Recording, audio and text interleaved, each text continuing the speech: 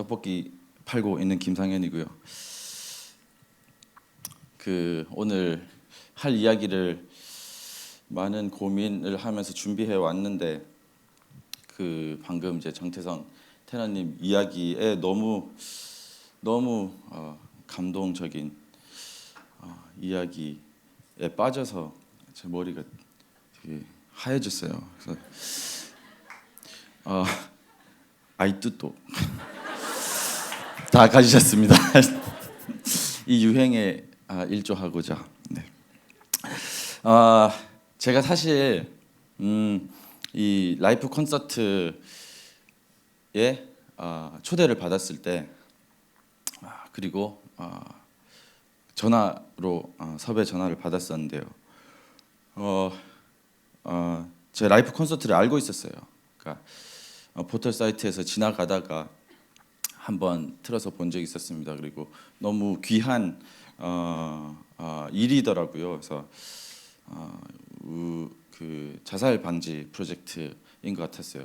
근데 말부터 너무 크고 굉장하잖아요. 라이프, 그러니까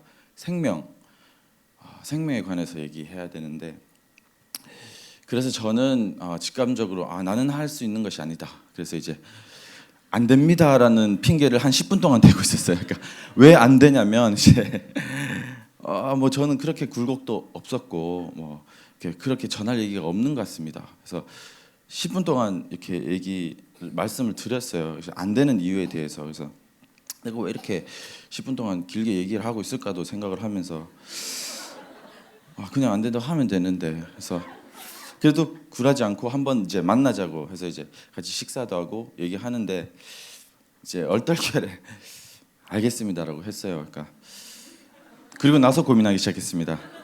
무슨 얘기를 해야 되나? 예. 큰일 난 거죠. 그때부터 지금까지 엄청난 스트레스를 가지고 준비해 왔습니다. 이 귀하신 한 분 한 분이 오시는데 제가 또 얼토당토 않는 말을 하면 안 되니까.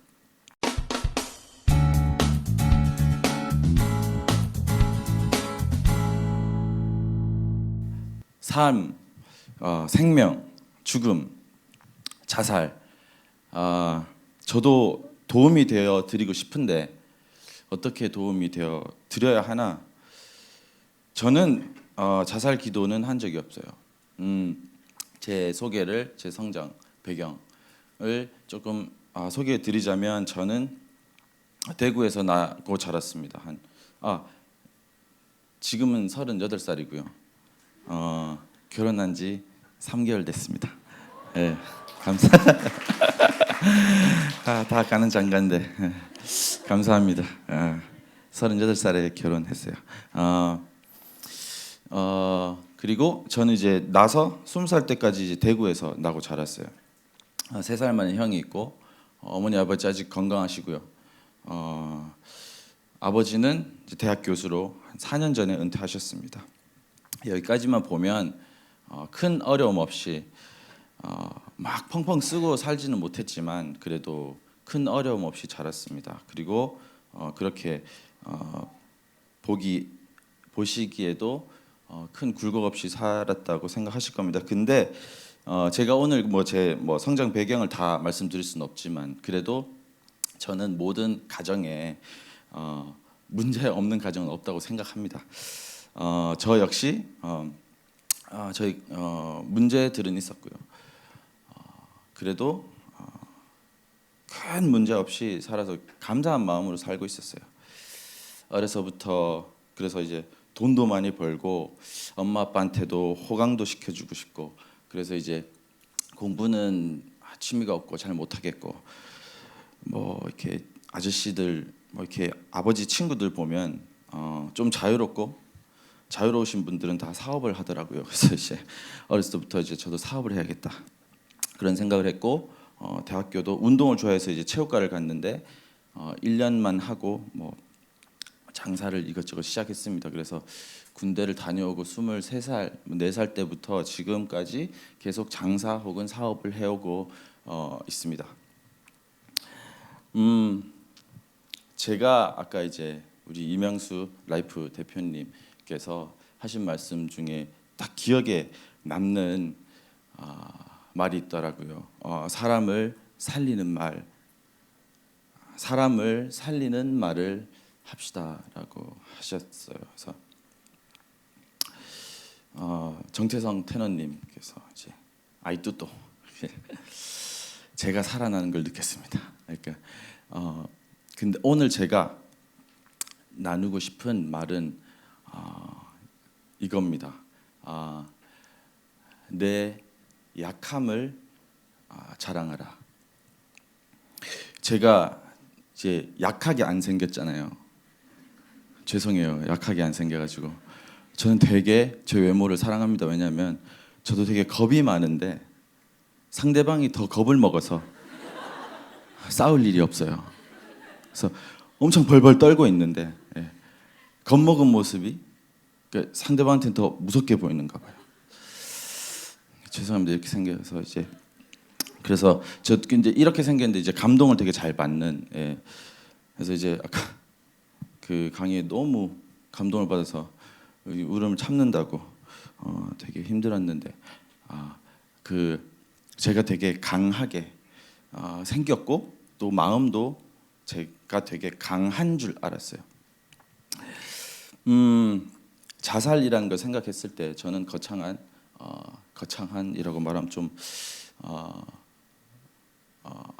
안 맞는 표현 같은데 이렇게 실제로 자살을 기도해 보지도 않아서 뭔가 좀 드라마틱한 이야기를 해드리고 싶었는데 그래서 이제 제가 할 자격이 있을까 그런 생각을 했는데 가만 생각해 보니까 저도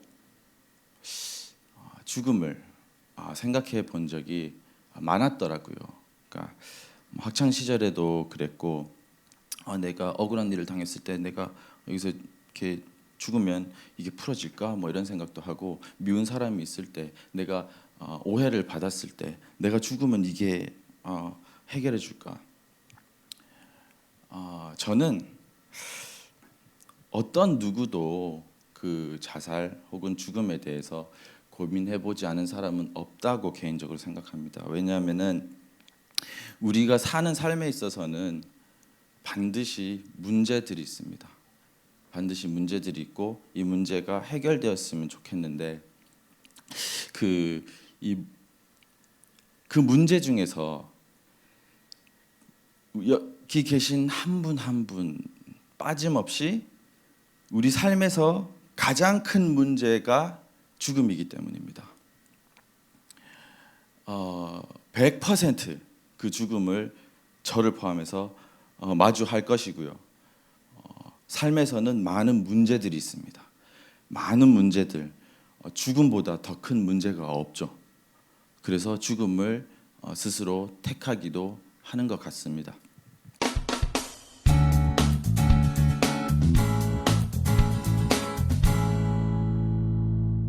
가장 최근에 제가 죽음에 대해서 생각했던 경험을 나누고 어떻게 극복했는지에 대해서 나누고자 합니다.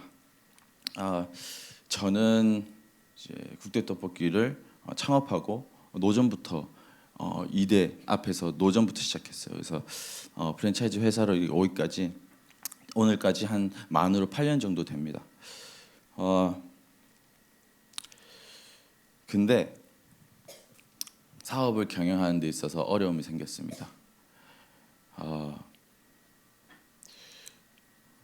바로 재작년의 일입니다.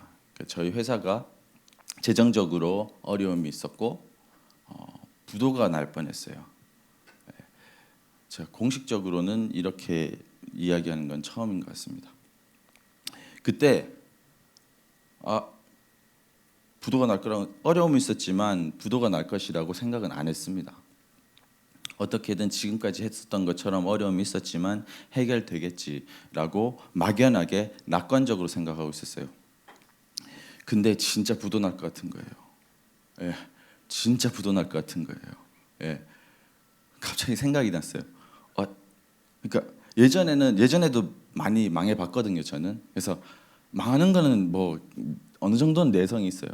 근데 혹시 죄송하지만 국대 떡볶이를 아시는 분 있으세요? 예. 오, 예, 감사합니다. 정말 제가 세지는 못했지만 아시는 분이 훨씬 많은 것 같아요. 이 자리에서도. 그러니까 그게 한자로 유명하다고 하는 것 같아요. 이름이 있다고. 예. 저는 유명해 본 적이 없었거든요. 그리고 이제 가면한 사람들 국대 떡볶이 알아요 얘기를 하니까 그게 부담스럽기도 하면서 또 내심 좋기도 하고 막 그랬었어요. 근데 내가 곧 망할 생각을 하니까 정말 창피한 거예요. 그러니까 이게 녹화가 되고 있으니까 창피하다고 제가 표현하지만 얼굴을 들 수가 없는 거예요. 예, 그래서 그리고 너무나 수치스러운 거예요. 결론적으로는 제가 그 회사가 지불해야 될 금액을 갚기 전날에 겨우 주변의 도움으로 갚을 수 있었습니다. 근데 정말 기적적이었죠. 저는 무엇보다 그냥 아무도 모르게 혼자 장사하다가 망하면 또 다시 하면 되는데 왜냐면 아무도 모르니까. 근데 뭐 청년 기업가 뭐 이러면서 이제 뭐 유튜브 같은 데 막 나오고, 예, 뭐 강연하고 뭐 할 수 있어 뭐 이런 얘기 하고 꿈을 자 이뤄야지 뭐 이렇게 하고 그런 모습들이 막 지나가면서 예, 죽겠는 거예요. 정말 못 살겠는 거예요. 정말 그때 사라지고 싶었습니다. 예. 막 그 비전이 보이는 거예요. 비전이 나를 조롱하는 그런 사람들의 그 비전이 보이는 거예요. 환상이 보이면서 그래 저럴 줄 알았다. 다 거품이지.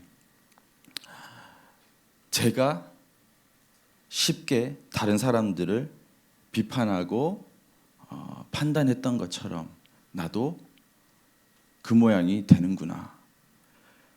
이 자존심으로 살아왔는데 그리고 나는 할 수 있다고 믿고 살아왔는데 오히려 유명해진 것이 더욱 사라지고 싶더라고요. 더 사라지고 싶게 만들더라고요. 그러니까 그때 제가 교회를 다닌 지 한 1년쯤 됐었어요. 기도를 하기 시작했어요. 회사 살려주세요. 나 이제 하나님 믿기 시작했는데 살려주셔야지. 네. 우리 집에 아무도 안 믿는데 내 혼자 이렇게 기특하게 믿고 있는데 살려주셔야지.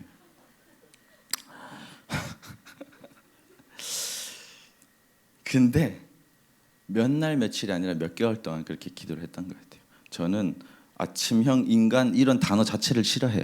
그러니까 한 뭐 2-3시쯤에 잤다가 뭐 9시 10시 일어나고 근데 새벽에 막 가기 시작했습니다. 그러니까 무슨 말인지도 못 알아들으면서 막 이렇게 듣고 기도하고 살려주세요. 예, 제가 창피하잖아요. 예, 이렇게 못 삽니다. 예. 근데 그렇게 기도하면은 이렇게 딱 살려주실 줄 알았어요. 근데 똑같더라고요. 계속 오히려 막 돈 갚으라는 사람은 더 강하고 더 세게 얘기를 하더라고요. 뭔지는 모르겠지만 근데 하루는 기도 중에 지난 시간들이 지나가더라고요. 제가 국대 떡볶이를 창업하고 지금까지 그리고 지금의 나 처음으로 나를 대면하던 원래의 나를 직면하던 순간이었던 것 같습니다. 그러니까 알게 됐어요. 제가 아주 교만하고 그리고 실력이 없는 인간이라는 것을요. 돌아보니까 그러니까 난데없이 살려달라고 막 하고 있는데 내가 잘못한 일들이 막 생각이 나더라고요. 잘 되기 시작하니까 쉽게 돈 빌려서 막 이렇게 무리하게 하고 남 얘기 듣지 않고 이렇게 그냥 우격다짐으로 지금까지 왔었던 거. 그리고 제가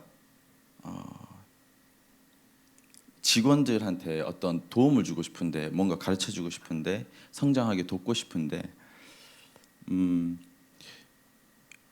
가르쳐 주려고 하니까 내가 아는 게 없더라고요. 너무 괴로웠어요. 사람들은 제가 이 정도쯤 되니까 되게 실력이 있어서 여기까지 온 줄 아는데 저는 제가 알잖아요. 그러면서 세 번째로 열등감에 사로잡혀 있는 저를 보게 됐어요.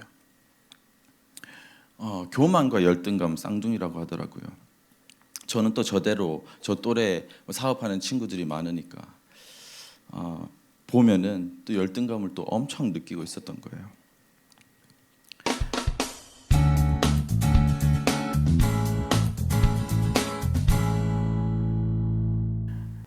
제가 어떻게 해야 될지 모르겠어요. 뭐 이렇게 이제 살려달라고 회사를 회복시켜달라고 막 그렇게 기도를 하는데 내가 잘못한 것만 자꾸 떠오르니까 그래서 이거는 뭐지 했는데 제가 가장 사랑하는 책 성경을 폈어요. 그리고 제 눈에 들어온 말씀이 뭐였냐면 네 자랑하지 말라. 근데 부득불 어쩔 수 없이 자랑을 해야 된다면 너의 약함을 자랑하라고 하는 거예요. 뭔 얘기인지는 잘 몰랐지만 그때 조금 깨달아지는 것 같았어요. 그래서 그 말씀을 그냥 적용해 보기로 했어요. 왜냐하면 제 열등감이 드러나고 실력 없는 것이 드러나고 내 교만한 자신이 드러나고 바닥이었어요. 소망이 없는 거예요. 희망이 없는 거예요. 어떻게 헤쳐나가야 될지 방법이 보이지 않는 거예요. 근데 이 열등감 저는 우리는 정말 많은 거짓말과 참에서 이걸 잘 분별해야 되는데 제가 지금 알고 깨달은 거는 그 많은 거짓말 중에 확실한 하나는 이런 거예요. 너는 강하다. 너는 모든 걸 할 수 있다. 약함을 드러내지 말라. 너의 약함을 드러내는 순간 너는 끝장이다. 저는 이게 명백한 거짓말인 걸 알게 됐어요. 계기가 있었는데 그 말씀을 붙잡고 제가 저희 회사 직원들한테 얘기를 했어요. 너무 어려웠어요. 내 약함을 말한다는 게. 근데 제가 이때까지 내가 정직하지 못했으니 정직해져야겠다 하고 결단을 하고 회의 시간에 얘기를 했어요. 우리 회사가 지금 이런 재정적인 어려움을 가지고 있다. 그리고 그 잘못은 나에게로부터 있다. 나의 교만함과 실력 없음 때문이다.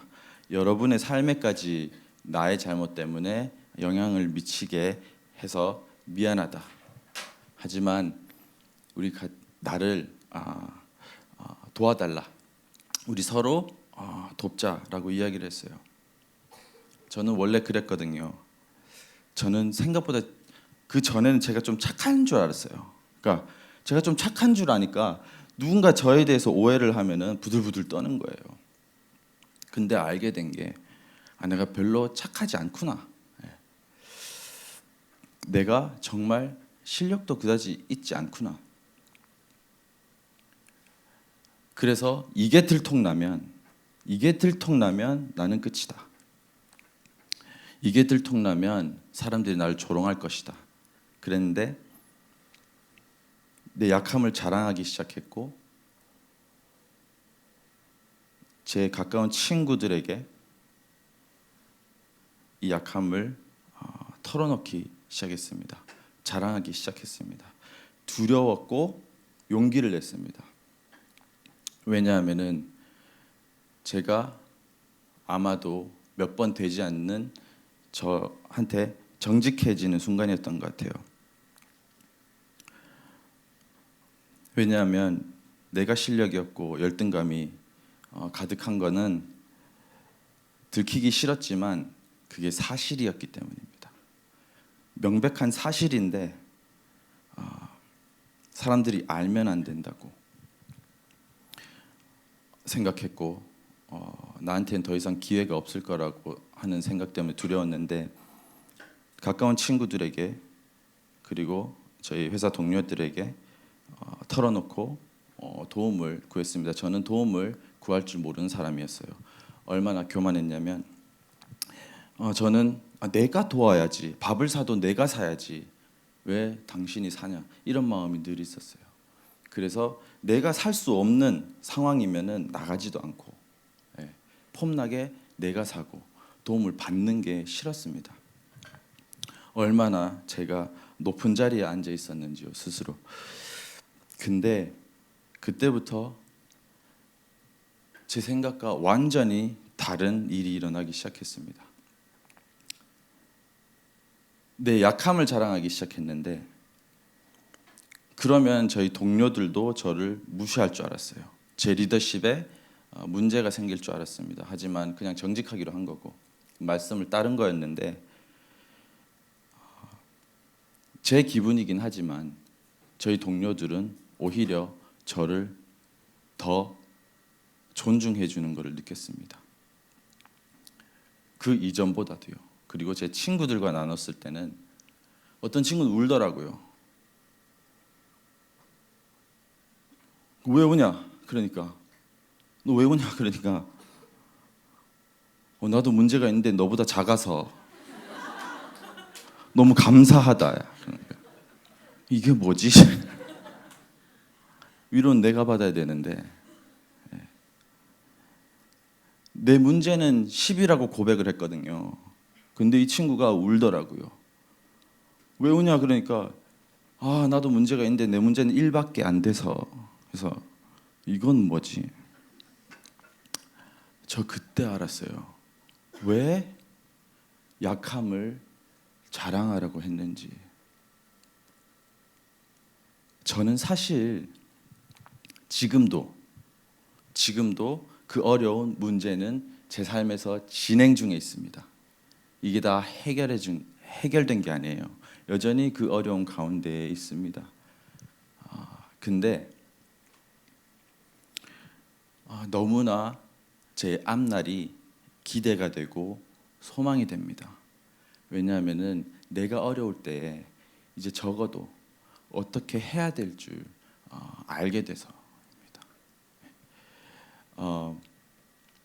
우리가 그걸 아셨으면 좋겠어요.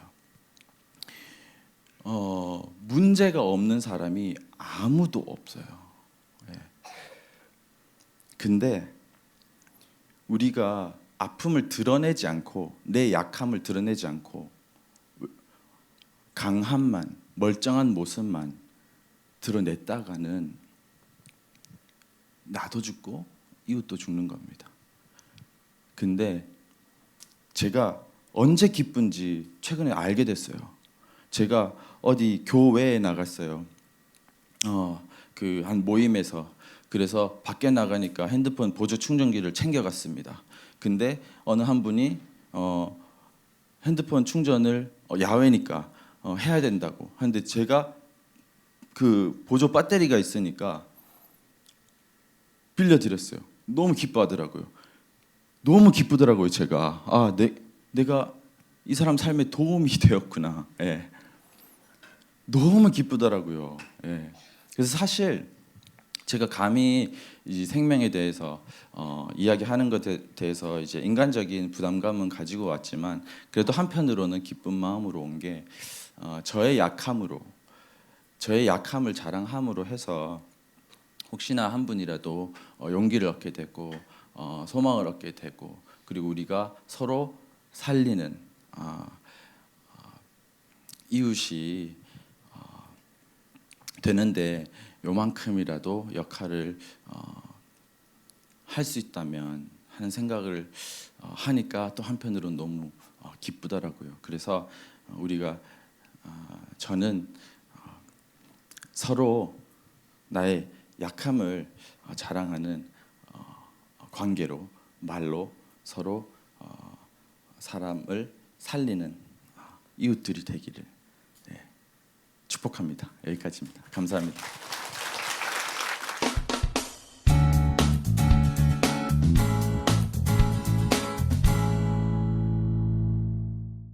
이거는 제 경험이 아니고 제 아내의 지인의 경험인데 그 후배가 있었대요. 근데 영국에서 이제 유학하고 있는 친구였는데 유학생들이 현지에서 취업하기가 진짜 어렵잖아요. 근데 그런 조언을 했대요. 그러니까 내 친구 중에 하나는 지금 좋은 직장에 다니고 있는 그 친구가 200번을 지원을 했다고. 예. 근데 그 얘기를 듣고 용기를 얻고 300번을 지원을 해서 지금은 정말로 그러니까 유명한 은행에 영국 현지에서 취직을 해서 다른 데서 이제 스카우트 제의도 들어올 정도로 그렇게 일단 지원까지 최선을 다하는 거 그 이야기가 좀 생각이 나네요. 선물입니다. 우리 생명은요, 삶은요. 그래서 함부로 할 수가 없어요. 우리 주어진 이 시간도 우리 몸도 멀쩡하든 멀쩡하지 않던 기능을 하든 기능을 하지 않던 우리한테 주어진 이 몸, 생각, 입, 눈, 귀, 시간을 이 주어진 선물을 어떻게 선하게 사용하는가 그것이 우리가 살면서 고민해야 할 부분이라고 생각하고요. 가만히 생각해 보면 진짜 모든 것이 내가 원해서 이제 나온 것도 아니고 주어진 선물이라는 거 저는 선물이라서